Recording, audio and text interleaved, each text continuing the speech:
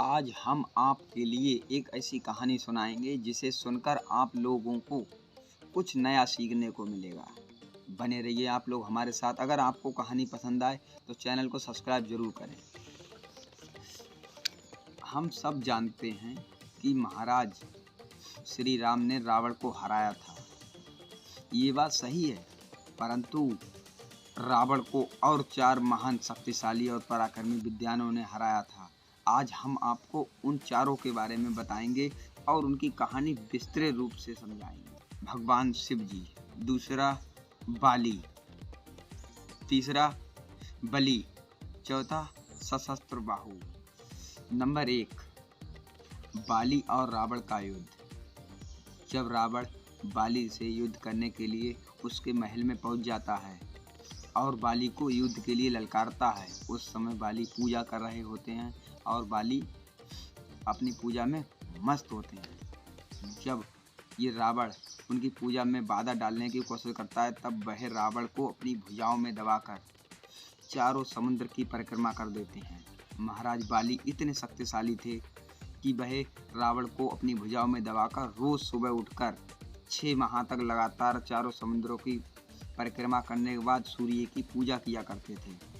और जब उनकी पूजा पूरी हो गई तब तत्पश्चात उन्होंने रावण को छोड़ दिया। नंबर 2, रावण और सहस्त्र बाहु का युद्ध। सहस्त्र बाहु की 1000 भुजाएं थीं, इसलिए लोग उनको सहस्त्र बाहु के नाम से जानते थे।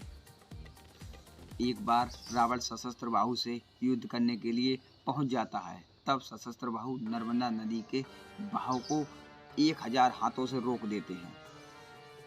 पूरा बहाव नर्मदा नदी का रुक जाता है और वह कुछ समय पश्चात जब पानी इकट्ठा हो जाता है तब अपने हाथों को हटा लेते हैं और नर्मदा नदी का बहाव इतनी तेजी से आता है कि रावण की पूरी सेना ढह जाती है। रावण को इस पराजय से बहुत बुरा लगता है। एक बार फिर रावण सहस्त्र बाहु से युद्ध करने के लिए चला जाता है, तब सहस्त्र बाहु उसे उठाकर बंदी बनाकर और अपनी जेल में डाल देते। राजा बलि और रावण का युद्ध। राजा बलि, दैत्य राज राजा बलि पाताल लोक के राजा थे। एक बार रावण पाताल लोक में राजा बलि के महल में पहुंच जाता है और युद्ध के लिए ललकारता है। उस समय राजा बलि कहीं गए हुए होते हैं, परंतु रावण फिर युद्ध के लिए ललकारता है तो उस वक्त कुछ बच्चे महल में खेल रहे थे। वह देखते हैं कि युद्ध के लिए कोई ललकार रहा है, तब वह रावण को अस्तबल में घोड़ों के साथ बांध देते हैं। इस कदर बलि के महल में रावण की हार हो जाती है। नंबर 4, शिव जी से रावण का युद्ध। रावण बहुत शक्तिशाली था। वह अपनी शक्ति के घमंड में एक बार भगवान शिव जी से युद्ध करने के लिए चला गया।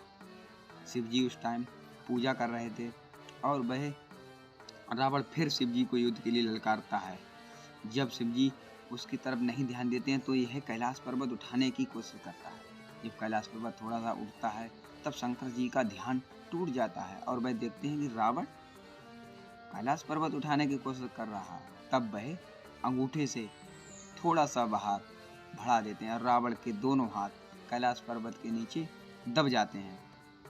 उसी वक्त रावण भगवान शिव को प्रसन्न करने के लिए शिव तांडव की रचना कर देता है और भगवान इसे सुनकर बहुत खुश हो जाते हैं और वह रावण को छोड़ देते हैं। तभी से रावण भगवान शिव को अपना गुरु बना लेता है।